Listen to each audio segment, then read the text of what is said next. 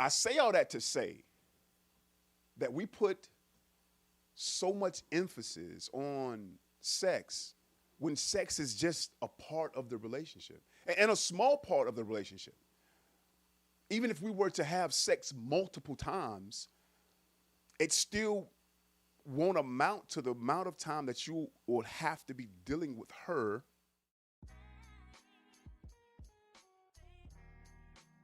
Hey, what's good? So let's do the numbers. They say numbers don't lie, right? So let's go into a 24-hour relationship. And we're going to do the math on it, all right? So let's start with sex. Sex is anywhere from 10 minutes to 30 minutes on average, right? But it's really 7 to 13 minutes according to therapists. And that 7 to 13 minutes is top tier. That's that good, you know? But for the sake of this video, and for the sake of we know we running her through there, we're going to say 30 minutes. So that's 30 minutes of the day gone. Now you got to eat. Can she cook? Can you cook? Because we're not living in, traditional times where the woman stayed home and took care of the house and your food is ready when you get home. Like, we're not there. A compromise is for him to be able to cook too, So somebody got to be able to cook unless you balling. If you ain't balling, it's going to be real expensive for you to go out and buy food every night. You know what I mean? Nobody wants to eat oodles and noodles and microwave meals all the time, right? And just so you know, globally, there are more men chefs than there are women. Men cook better. Just a little side note for you. All right, so we ate. That's 30 minutes gone, right? Now we have to go to work. We go to work for 8 hours. So now we have 15 hours, right? Now we have to go to sleep. And we sleep for let's say we sleep for 6 hours. I mean, nobody sleeps for 8 hours anymore, even though that's what's recommended. But nobody sleeps 8 hours. So for 6 hours, we're going to sleep. So we're down to 9 hours left in the day, right? And I'm going to even add, I'm going to say 10. I'm going to put an extra hour back on there because while you were eating, she was talking to you. Y'all were having conversation with her. You were having conversation with her. And while you were at lunch at work on your 30-minute break, she requires you to call her. And that whole 30 minutes break is going to be talking to her. And she does that so that your work wife don't be all up in your ear. Know the game, man. I'm telling you, that's what happened. All right, so that's 10 hours of you just dealing with her, or y'all just dealing with relationship stuff. You know what I mean? How was your day? My mama called. That type of stuff. You know what I mean? Like that's 10 hours of that. So because you got to be listening to her, or you got to be dealing with her. That's two things. That's a few things that you need to make sure of. One is you got to like the way she sounds. Like through her different tones. When she's complaining, when she's excited, when she's sad. Like you have to know her different tones of communication. Because those tones, those sounds can get under your nerves, or they can really turn you on. You know what I mean? Either way, that's the thing. It's good. It's a thing to be attracted to voice, but I think it's also a thing to be unattracted to voice too. So you got to make sure, regardless of how she looks, her tone is important because most of your time is going to be spent listening to her. Like I don't know how Archie Bunker ever got in a relationship with Edith. Oh my God, her voice was just, I couldn't take her voice. Archie! I couldn't take her voice. All right, so that's one. Two is, what is she talking about? Are you able to connect with what she's talking about? Is she talking about her past? Is she talking about her future? Is she talking about people? Whatever she's talking about, are you able to relate and give her feedback, or just be able to sit there and listen to her? You know what I'm saying? Like, I think that's important. Her aesthetic beauty, I don't even think that's the mention, because she's in a relationship with you. So you've already, accepted who she is without the weave, without the lashes. You know who she is. So you're already attracted to her physically. All right. So I say all that to say that we put so much emphasis on sex when sex is just a part of the relationship, and a small part of the relationship. Even if we were to have sex multiple times, it still won't amount to the amount of time that you would have to be dealing with her just on a daily basis. Most of that time is going to be spent just dealing with her in the relationship stuff. Listen, we are not sexual beings. Sex is a part of a relationship. Sex is therapy for the relationship. Sex is something that we enjoy doing inside of the relationship.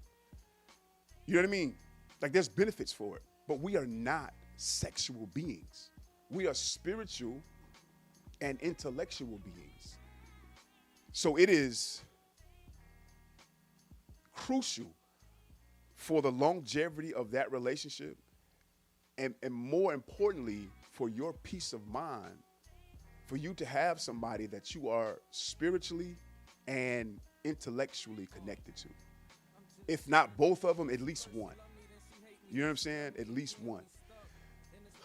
Because if you find somebody that you are intellectually connected to, y'all are going to have some great conversations. Like, you're going to like to, engage with this person. The dialogue is going to be great. Y'all may even do business well with each other. You know what I'm saying? Like, y'all may even do business well with each other. But more than likely, the sex is going to be trash. Like, you know what I mean? I don't know why, but more than likely, the sex is going to be trash. But if you find somebody that you're connected to spiritually, or I think we call it vibe, that you really vibe with, that sex is amazing. But they can't go there with you when it comes to having, intellectual conversation. They deep as hell now, but you know what I'm saying? I think both of you will get lost when it comes to really having a conversation. And vibes are funny, or spiritual connections is funny, because sometimes you may feel spiritually connected to somebody, but they don't feel the same way, and vice versa. The intellectual, you can see that you're connected with each other, but the spiritual, it has to be mutual for it to work. Yes, so it's important for you to find at least one of those two, and just not be connected to her sexually, because what's going to happen is you're going to go through a season where life is going to be beating your ass, and you just want to go home and chill and maybe talk to the person that's in your home about what you're going through. But if it's just a sexual connection, that's all she gonna want to do is have sex, and sex is not going to do it for you right then at that moment. You really want her to be emotionally available, and if there's no spiritual connection, she won't be. She can't be. And women get on us about this, but we are not sometimes emotionally available in a relationship, and traditionally, I think that's just men. But when your woman starts not to be emotionally available, it puts a strain on the relationship, because you need her to be that for you. We as men keep all these, emotions bottled up inside of us, but we don't want our women to be that. And if it's just a sexual connection, that's all she gonna want to do. And she's not gonna, she's first she ain't gonna be able to talk to it. She ain't gonna be intellectual with you about it. You can't really have a conversation with her, and then there's no spiritual connection.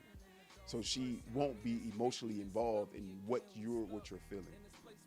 I just think, those two are important when it comes to choosing a mate. And I really think that this narrative of us being so sexual is to make us not focus on becoming better people. Because we're always thinking about sex. Man, we're constantly thinking about sex. You know what I'm saying? Like, you think about, so I just thought about some women that I be seeing on Instagram. Man. And if you're not in control, if you don't have no kind of discipline, those sexual beings that you see online is going to incite something inside of you. And now this excitement that comes with sexual pleasure there's benefit to it, but it also can be unhealthy.